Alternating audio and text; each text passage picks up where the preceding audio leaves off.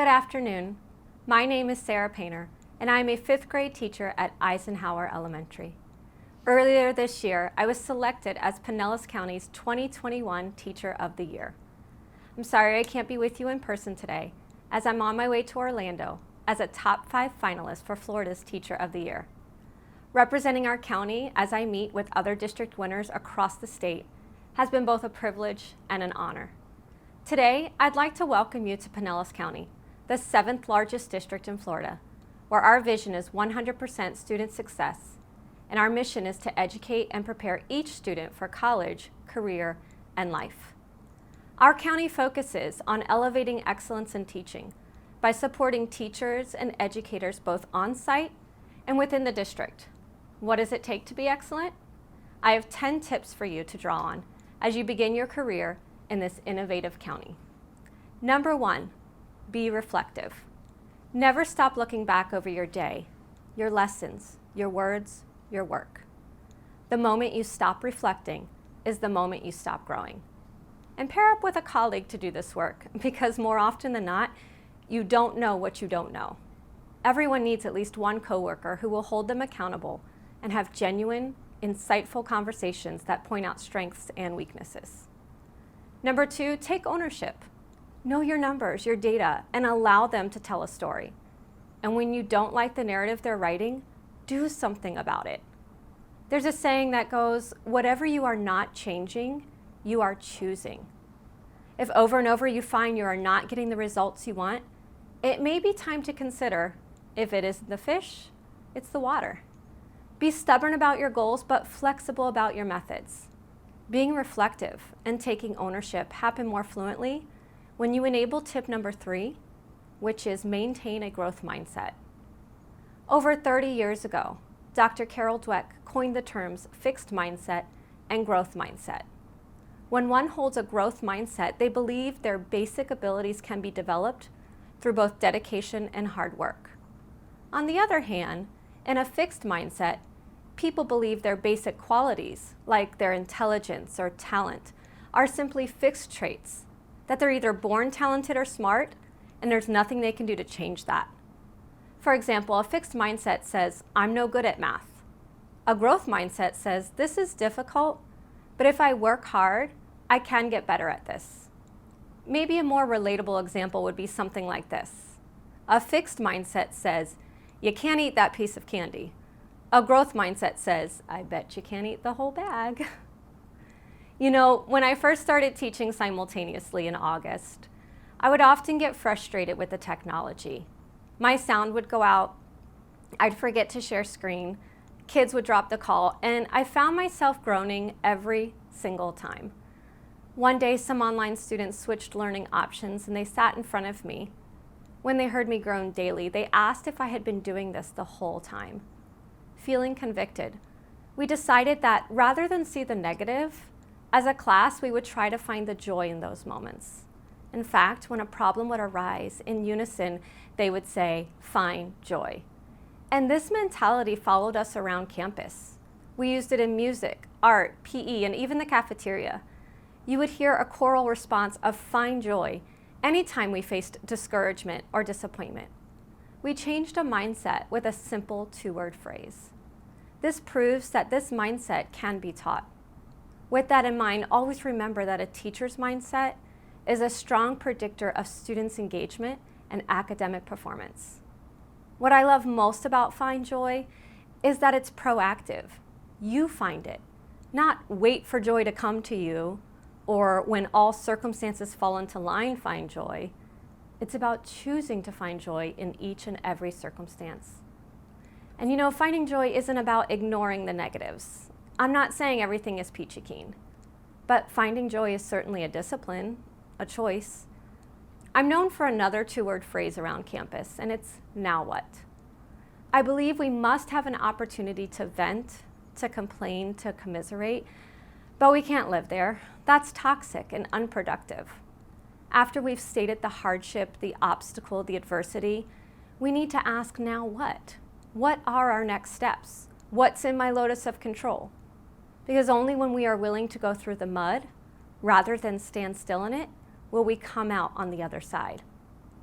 Danny Steele tweeted, "Effective teachers are not naive about their challenges, but they focus on what they can control, the quality of their instruction to students, and the quality of their interactions with students." Number 4, embrace failure. Make mistakes, make them often, and make them public. Get into the habit of announcing to your students when you make mistakes. I start every year by telling my students that I'll make an average of 20 mistakes a day, and that if they don't join me, they'll make me look bad. Then I continue to count them off as I make them. We must model how to fail, but not stop there. Model how to fail and then how to recover. We must remember that once we fail, we're not starting over from scratch. We're starting over from experience. Normalize admitting defeat. We must teach our students to shift their thinking from, "Why is this happening to me?" to "What is this teaching me?" Giving up is always worse than messing up.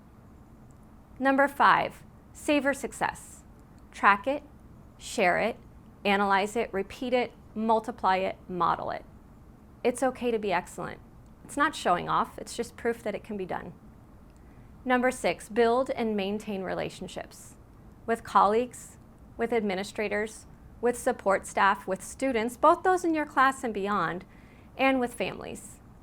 Every year, I go out of my way to interact with students in the grade level below mine, including requesting hallway duty outside the 4th grade classrooms, so that I can build relationships with my future students. Research indicates that just one stable, positive adult relationship can dramatically impact a child's mental health and well-being, as well as be a key factor in a child's resilience. Once these relationships are established, maintain and strengthen them by doing number 7, which is collaborate. Collaborate with your grade level team, with other grade level teams, within your site, as well as across the county. I have a cohort of 5th grade teachers across the county who teach in a variety of contexts that I regularly check in with. We share ideas while planning, but we also follow it up by sharing data and results. We stay reflective, and we hold each other accountable. Collaboration should also be occurring with your instructional coaches, administrators, and department heads, as well as the teaching and learning department and the professional development department. Involve all stakeholders when possible, including students and families. Robert John Meehan said, "The most valuable resource that all teachers have is each other.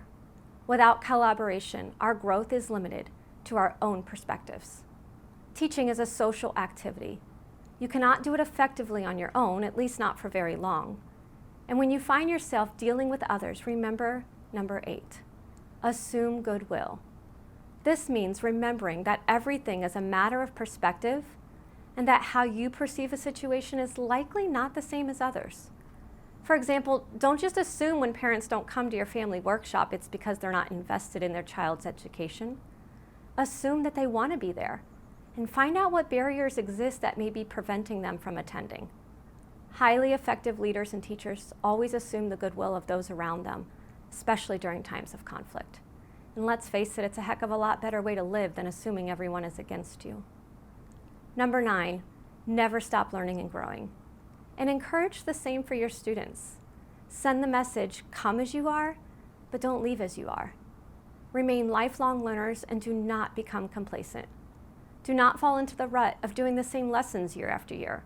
Don't be afraid to evoke change. That's the way we've always done it, just may be the most toxic phrase in a school.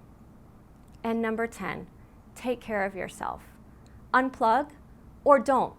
Some of us take care of ourselves by putting the laptop away, taking a break from lesson planning, not thinking about school, and that's okay. And some of us take care of ourselves by prepping longer, taking work home, analyzing data, and that's okay too. Don't let anyone else define what self-care should look like for you. Do what you need to do to be fully present for your students. I originally wrote these 10 tips with teachers in mind, but as I reflected back over them, I realized how applicable they are to our students as well.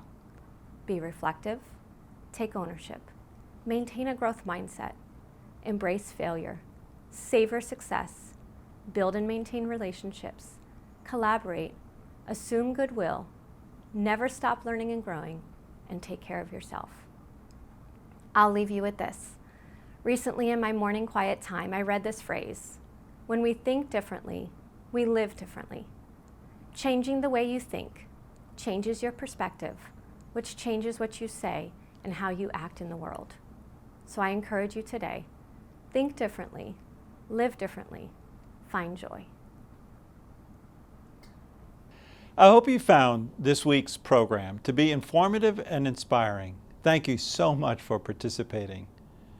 As you move forward through the school year and your career as an educator, never lose sight of why you chose to become a teacher.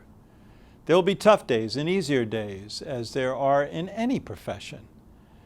But I promise you, they will all be meaningful days. Because every day you will have the opportunity to ignite the curiosity in a student, to introduce new ideas and concepts that may impact their future path, to set high expectations to help students achieve their full potential, and to demonstrate the kindness, compassion, and grace that is so needed in our world today. When former students recount how that one teacher impacted their lives, it's rarely a grand gesture that they recall. It's the time, the encouragement, the connection that sticks with them well into adulthood. You change lives in the small moments of every day. That's the power teachers have, and I urge you not to take it lightly. I also encourage you to embrace Sarah Painter's message of finding joy. By embodying this concept and sharing it with her students and colleagues, Sarah created a culture of optimism and hope at Eisenhower Elementary. And throughout the district, you could do the same thing. There are several silver linings that came out of the last year. First, we were forced to rapidly move outside our comfort zones and innovate and reimagine nearly every way of work. And many of those innovations will remain in place and even expand as we move forward. And second is the increased appreciation for teachers throughout our community and nation. Along with first responders and medical providers, teachers were and are recognized as our heroes.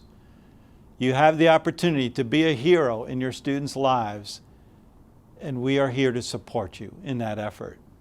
So thank you for choosing to be teachers and for choosing Pinellas County Schools. Welcome to our family. I wish you all great success. Thank you.